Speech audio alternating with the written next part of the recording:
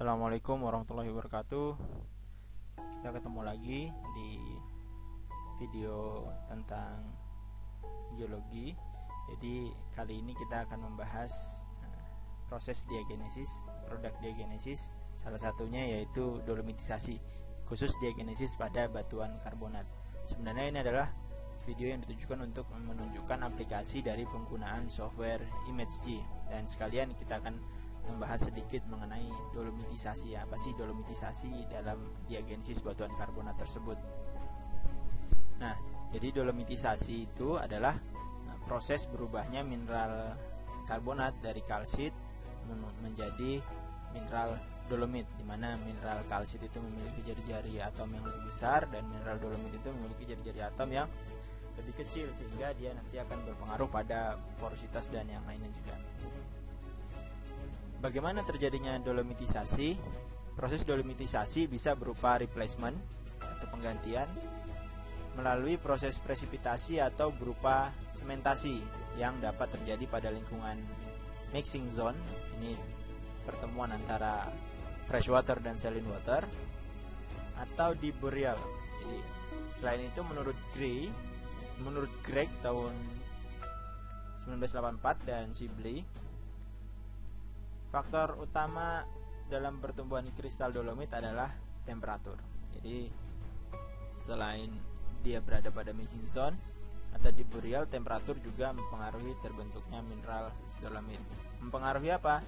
Pada suhu 50 sampai 100 derajat Celcius, kristal dolomit yang tumbuh akan berbentuk euhedral sampai subhedral. Itu menunjukkan di mana batas-batas kristal tersebut jelas dengan tekstur planar. Dan di atas suhu 50 sampai 100 derajat Celcius, pertumbuhan kristal dolomit menghasilkan kristal yang anhedral. Batas kristalnya tidak jelas dengan tekstur non planar. Nah, bagaimana pada kondisi salinitas dari airnya? Pada freshwater atau air yang tawar, maka kristal dolomit yang terbentuk akan lebih kasar, lebih besar ukurannya. Terlepas dari apakah dia euhedral dan subhedral, tapi dia akan memiliki butiran yang lebih kasar.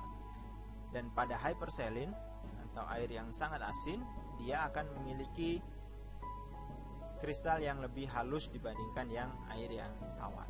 Itu sekilas mengenai bagaimana mineral dolomit bisa hadir menggantikan mineral kalsit pada satu batuan karbonat.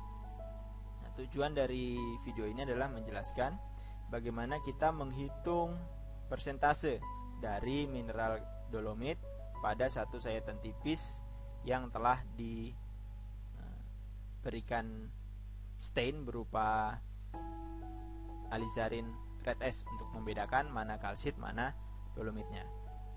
Ini adalah gambaran bagaimana kristal dolomit terlihat di bawah mikroskop polarisasi. Jadi ini adalah kristal-kristal dolomit. Dia terlihat sangat jelas.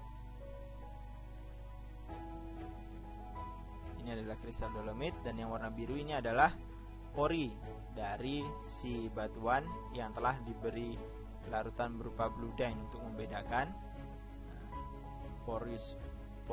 pori-pori atau mineralnya. Jadi yang berwarna biru itu semuanya adalah pori dari si batuan. Nah, bagaimana kita melihat dalam bentukan yang lebih luas, sayatan yang lebih luas? Nah, seperti ini dia. Jadi tadi sudah disebutkan bahwa kristal dolomit bisa hadir berupa semen dalam batuan. Nah, ini adalah pori yang terisi oleh semen dolomit. Ini adalah bentukan kristal dolomit yang tadi kita sudah lihat di depan. Ini adalah kristal dolomit. Bagaimana dia menjadi semen mengisi dari pori tersebut, atau dia menggantikan mineral kalsit yang ada di sini. Ini adalah kristal-kristal dolomit. Nah, apa tujuannya diberikan stain berupa alizarin red S? Adalah untuk melihat saat dia tidak menunjukkan bentukan-bentukan kristal euhedral. Jadi, misalnya gini, pada bagian ini kita tidak bisa melihat apakah dia kalsit atau dolomit saat tidak diberi alizarin red S. Nah, dengan diberi alizarin red S seperti ini, kita bisa membedakan yang tidak berwarna atau berwarna putih itu adalah dolomit.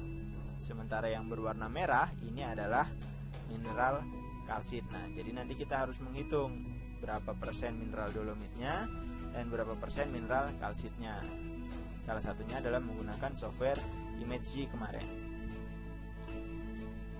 Caranya adalah tahap pertama kita harus memisahkan dulu persentase dari si kristal dolomitnya atau mineral dolomitnya. Jadi kita tandai, kita picking mana bagian yang menunjukkan kristal dolomit. Sudah selesai kita bikin kristal dolomitnya, areanya sudah tercover semua. Kalian bisa gunakan apa saja, bisa menggunakan Corel, bisa menggunakan Photoshop, bisa menggunakan PowerPoint yang paling mudah. Apa saja, yang penting kalian bisa menandai bagian dari si kristal dolomitnya pada sayetan ini. Kemudian adalah menandai porinya, karena yang kita hitung adalah perbandingan antara kalsit dengan dolomit, maka pori tidak masuk dihitung, maka kita harus pisahkan porinya dari seluruh mineral yang ada di sini. Nah, maka kita harus tandai porinya terlebih dahulu. Setelah selesai kita tandai porinya, maka kita akan dapat gambaran yang berwarna putih ini ada pori, yang berwarna hitam ini adalah total mineral kalsit dan dolomit. Jadi ini 100% mineral tanpa ada pori dari si batuan. Nah, ini yang akan kita hitung. Caranya menggunakan apa? Kita akan menghitung menggunakan ImageG. Kalian bisa lihat video sebelumnya dari postingan ini. Jadi ini adalah gambaran ImageG. Pastikan bahwa luas ini adalah sama di setiap gambar yang kalian hasilkan. Luas ini adalah sama. Jadi luas areanya ini sama. Karena nanti luas area ini yang akan kita hitung.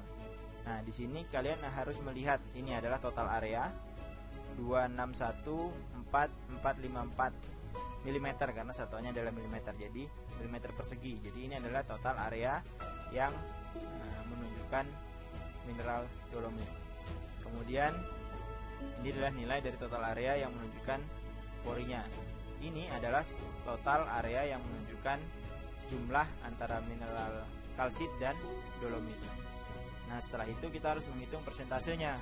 Apakah dia dominan kalsit atau dominan dolomit? Caranya adalah kita menghitung persentase dari, pertama kita tahu total area kalsit dan dolomit, kemudian area dolomit. Berapa persen dolomitnya kita akan hitung. Total area dolomit dibagi total area kalsit dan dolomit dikalikan 100%, maka kita dapatkan 17,91%. Nah, tinggal kalian lihat ke klasifikasi.